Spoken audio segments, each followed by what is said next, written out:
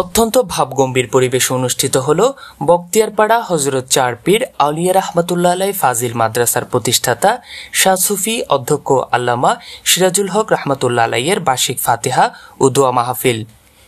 29 June রবিবার সকাল 10টা থেকে বিভিন্ন স্থান থেকে আগত উলামায়ে কেরাম, বর্তমান ও প্রাক্তন শিক্ষার্থীবৃন্দ, বক্তানুরাগী ও সাধারণ মুসল্লিদের উপস্থিতিতে দোয়া মাহফিলের আয়োজন করা হয়।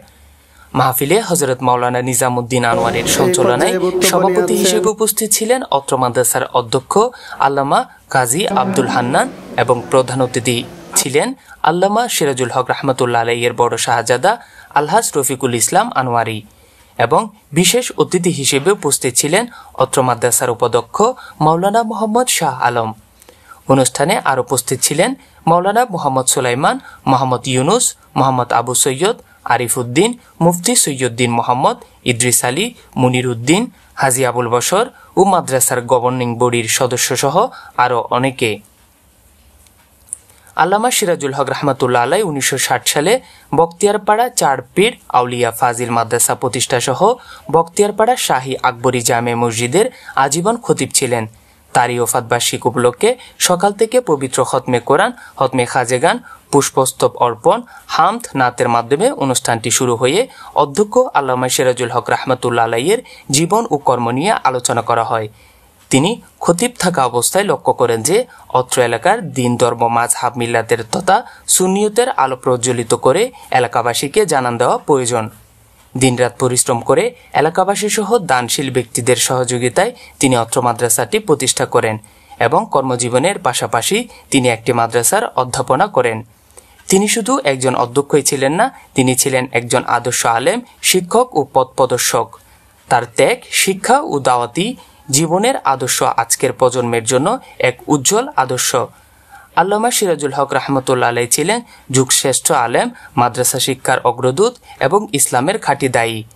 মাহফিলে আগত বক্তারা বলেন, তার মতো ত্যাগী আলেম বর্তমান সমাজে বিরল। মাহফিল শেষে মরহুমের রুহের মাগফিরাত কামনা করে মিলাদ ও কিয়াম শেষে বিশেষ দোয়া ও মোনাজাত পরিচালনা করা হয়। যার হাতের ছোঁয়ায়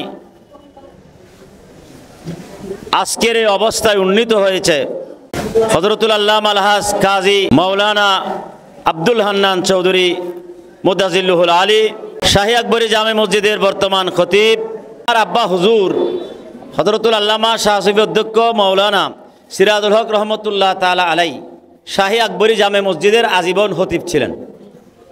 আমার আব্বা হুজুরের পূর্বে আমার দাদা যান হযরতুল আল্লামা আলহাজ মাওলানা মুস্তাফিজুর রহমান প্রকাশ মাওলানা বাসা। বাসা মানে আমার দিন মাহমুদ হুজুর এখানে আছেন, বলেছেন বাসা মানে এটা আনোয়ারার বাসা, অর্থাৎ আনোয়ারার বাসা আলেম ছিলেন। আমার দাদা হুজুর এই মসজিদের শাহ আকবরী জামে মসজিদের আজীবন খতিব ছিলেন। আমার দাদা হুজুর কেবলা আল্লামা মুস্তাফিজুর রহমান রহমতুল্লাহ তাআলা আলাইহি গায়ে জ্বর হলেও এই বখতিয়ারপাড়ার মানুষ লাইনে লাইনে আমাদের বাড়িতে যেত। এটা আমার কথা নয়, এই ফাড়ার মুরব্বীদের কথা। এই ফাড়ার যত মুরব্বীরা রয়েছে এরা আমাকে এটা বলেছেন যে তোমার দাদার একটু অসুখ হলেও, আমরা একটু গায়ে জ্বর হলেও আমরা ফাড়ার মানুষ সবাই দেখতে যেতাম 1200-তে। এরপরে আমার আব্বা হুজুর যখন এই মসজিদের শাহী আকবরী জামে মসজিদের খেতাবতের দায়িত্ব পালন করেন, তিনি ছিলেন হালিশহর দরবার শরীফের সৈয়দ কাজী সিরাজুল মুস্তাফা রহমতুল্লাহ তাআলা আলাইহির একনিষ্ঠ মুরিদ। এই প্রতিষ্ঠার পর থেকে মাদ্রাসাটি দক্ষিণ চট্টগ্রামে সুন্নিয়তের একটি মার্কাজ হিসেবে পরিচিত। এখানে হুজুর মাদ্রাসা থেকে শত শত আলেম বের হয়ে দেশের বিভিন্ন প্রান্তে দ্বীনী এবং সুন্নিয়তের খেদমতে আঞ্জাম দিয়ে যাচ্ছেন। বর্তমানে মাদ্রাসাটিতে অত্যন্ত সুনামের সাথে পরিচালিত হচ্ছে।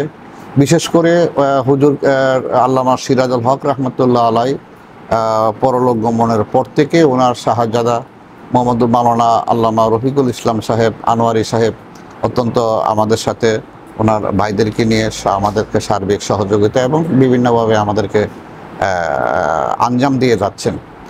পাশাপাশি মাদ্রাসাটি অত্যন্ত সুনামের সাথে পরিচালিত হচ্ছে। উপজেলা পর্যায়ে প্রায় 7 বার শ্রেষ্ঠ মাদ্রাসা, জেলা পর্যায়ে 2 বার শ্রেষ্ঠ মাদ্রাসা হিসেবে সরকারিভাবে স্বীকৃতিপ্রাপ্ত হয়েছে। এই এলাকাটি দানশীল এলাকা। এই এলাকার মানুষেরা অত্যন্ত ধর্মপ্রিয়, তারা বিভিন্নভাবে প্রতিষ্ঠানকে ওই 1960 সাল থেকে অদ্যাবধি এলাকার মানুষগুলি এই মাদ্রাসাকে জানে প্রাণে ভালোবাসে, যার ফলশ্রুতিতে এই মাদ্রাসায় অত্যন্ত সুন্দরভাবে পরিচালিত হচ্ছে। আশা করি এই প্রতিষ্ঠানটি উত্তরোত্তর আরও সমৃদ্ধ লাভ করবে। এলাকার বিশেষ করে মাদ্রাসার গভর্নিং বডির সম্মানিত সদস্যগণ, এলাকাবাসী, ছাত্র, শিক্ষক সবাই এই মাদ্রাসার প্রতি আন্তরিক।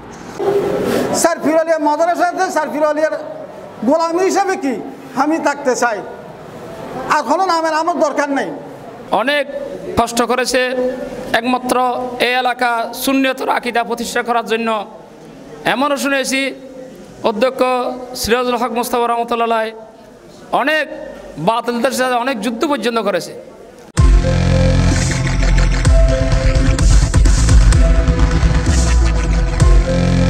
দেশি টিউব, দৃষ্টি জুড়ে বাংলাদেশ।